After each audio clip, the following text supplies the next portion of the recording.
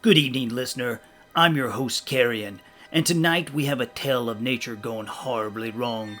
With voice actress Aurora Voice and story by Shane Sellers, I give you Leeches of the Grove. Darkness had settled over the remote cabin nestled deep within the dense woods. The wind whispered eerie secrets through the trees, and the moon's feeble light cast haunting shadows on the forest floor. I was alone, seeking solace in nature's embrace. But that night, nature had something far more sinister in store for me. It all started innocently enough. A weekend getaway to escape the chaos of city life. The cabin, rustic and charming, seemed like the perfect retreat, and the price was a steal. Little did I know, I was stepping into a nightmare that would forever haunt my dreams. The first sign of trouble came when I woke up one morning with an itch on my ankle. Assuming it was a mosquito bite, I paid it little mind. But as the day progressed, the itching grew more intense. The area around the bite had turned a sickly shade of red, and the skin was hot to the touch. I chalked it up to an allergic reaction and decided to venture into town for some over-the-counter cream. As the day wore on, my discomfort only increased. By the time I returned to the cabin, my ankle had swelled to an alarming size. Panic set in, and I realized I needed medical attention. But a strange weakness had taken hold of me, sapping my energy and clouding my thoughts. That night, as I lay in bed, delirious from pain and fever, I heard a faint, almost imperceptible sound. It was a soft, slithering noise, like a damp cloth being dragged across the wooden floor. I dismissed it as a figment of my fevered imagination. But then I felt something, a sensation of being watched. I forced myself to sit up, my heart pounding in my chest. Moonlight filtered in through the curtains, revealing a nightmarish sight. The floor was alive with a writhing mass of black, glistening shapes. They were leeches, dozens of them, moving with purpose, converging towards the foot of my bed. These were not your typical leeches. They were something out of a twisted nightmare. Their bodies were slick and obsidian black, glistening with an unnatural sheen, as if coated in a thick layer of mucus. Each leech was about the size of my palm, their elongated bodies undulating with a sinister grace. Row after row of tiny razor-sharp teeth lined their grotesque mouths, like a nightmare's conveyor belt designed for draining life itself. Their movements were oddly synchronized, as if they were a single entity, driven by a primordial desire to feed. They moved with speed and fluidity, a writhing black river flowing towards me. I felt a wave of terror wash over me, as their collective hunger seemed to focus on me, their attention fixated on my vulnerable form. The moonlight danced on their slick surfaces, casting eerie shadows that wriggled and danced in time with their movements. I managed to summon the strength to stumble out of bed, my ankle screaming in protest. I hobbled towards the door, swatting at the leeches that had already climbed onto my legs. The cabin's walls seemed to close in on me, as if complicit in this nightmare. With every ounce of willpower, I flung the door open and stumbled outside. The cold night air hit me like a slap, jolting me back to some semblance of clarity. I watched from a distance as the leeches continued to pour out of the cabin, a relentless tide of hunger. Exhausted and on the brink of collapse, I managed to make my way to the nearest road, where a passing motorist found me and rushed me to the hospital. The doctors battled to save me, pumping me full of antidotes and antibiotics. It was touch and go for a while, but eventually, I pulled through. The authorities investigated the cabin, but found nothing out of the ordinary. No traces of the sinister infestation that had nearly claimed my life. Friends and family dismissed my story as a fever-induced hallucination. But I know what I saw that night. The leeches were real. A nightmare spawned from the darkest corners of nature. Months passed, and I tried my best to put the horrifying experience behind me. Yet no matter how hard I tried to convince myself that it was just a fever dream, the vividness of that night haunted my every thought.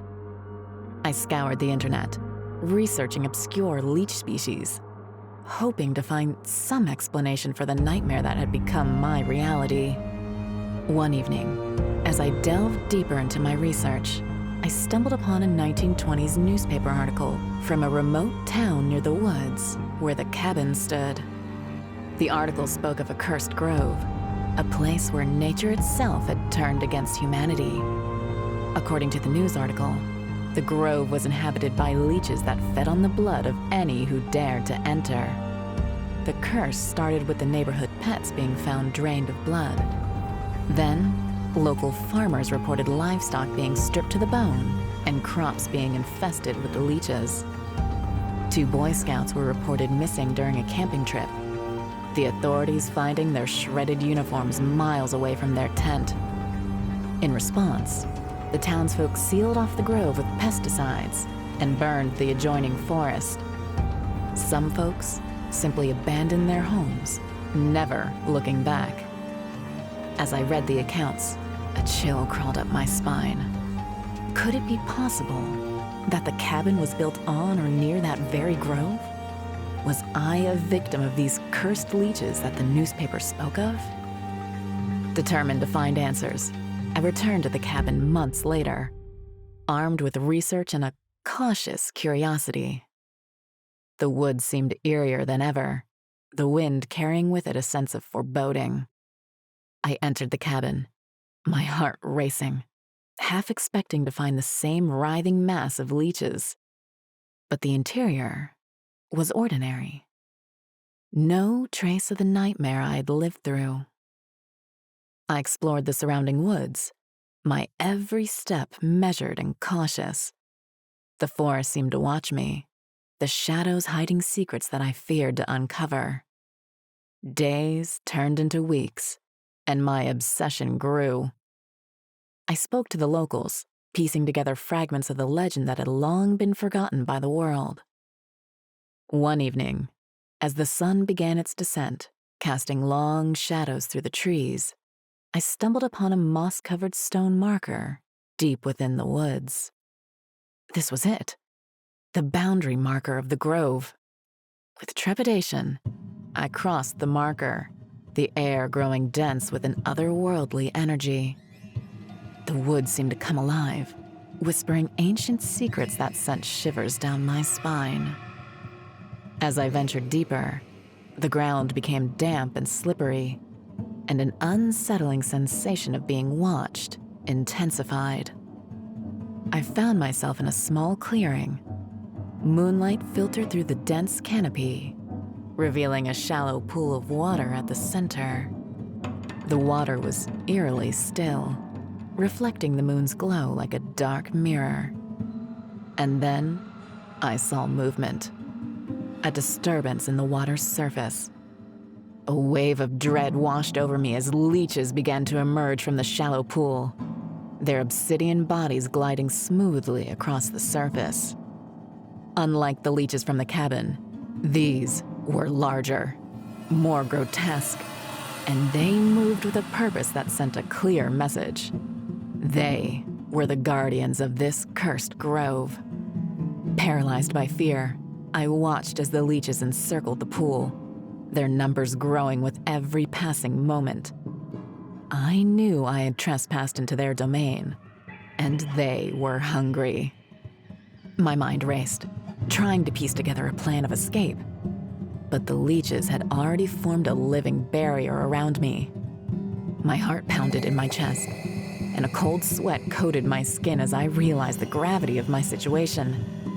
I was their prey, an intruder in a world where humanity was never meant to tread. As the leeches closed in, the sound of their movements grew louder, a a symphony of horror that echoed through the grove. In that moment, I knew I had only one choice: to run. I turned and sprinted through the woods, the leeches in pursuit. Their slithering sounds were a cacophony of dread, propelling me forward with a primal fear I had never known. The woods seemed to twist and contort, the shadows reaching out to ensnare me. Leeches began to rain down from the branches above, trying in vain to stick to my skin. In my desperation, I burst through the tree line and stumbled into a clearing. But to my horror, I found myself back at the cabin. It stood there, a sinister sentinel, as if mocking my attempts to escape. The leeches were closing in, their slithering growing louder. With a surge of adrenaline, I pushed through the cabin's door, slamming it shut behind me. I could hear the leeches hurling themselves against the wood, their hunger palpable. I knew I couldn't stay here, trapped in this nightmare. I frantically searched the cabin, my eyes falling on a can of lamp oil left behind by a previous inhabitant. I grabbed the can and began to douse the foyer with its contents, while the leeches squeezed their way under the door. With trembling hands, I reached for the matches by the fireplace. The leeches now entering from a crack in the front porch window, their fat bodies landing on the floor in wet plops. I steadied my hands and pulled 4 matches from the box. In one swift motion, I struck and tossed the lit matches to the oil-soaked floor. Instantly, the foyer exploded in a large fireball, incinerating the leeches only a few feet away. I watched as the flames danced before me. Their vibrant hues of orange and red seemed to paint the air with an intense energy. The heat radiated against my exposed flesh, forcing me back. The leeches' assault on the cabin ceased, their oscillating retreat fading back into the woods. Exhausted, but victorious, I escaped to my parked car. Looking back, I watched embers raise into the night sky. The woods, once alive with malevolence, were now quiet and tranquil. The cursed grove had been quelled, and the leeches were gone. But deep down, I knew the horror that had haunted me for so long was still very much alive. To this day, the sight of a leech sends shivers down my spine. I can't escape the memory of their slimy skin, their insatiable hunger for flesh. And whenever I venture into the woods, I can't help but feel the weight of their unseen presence upon me. A reminder that true horror lurks just beyond the veil of our perception. Only time would reveal the true extent of the darkness that had touched my life, and whether the horrors of that cursed grove would return.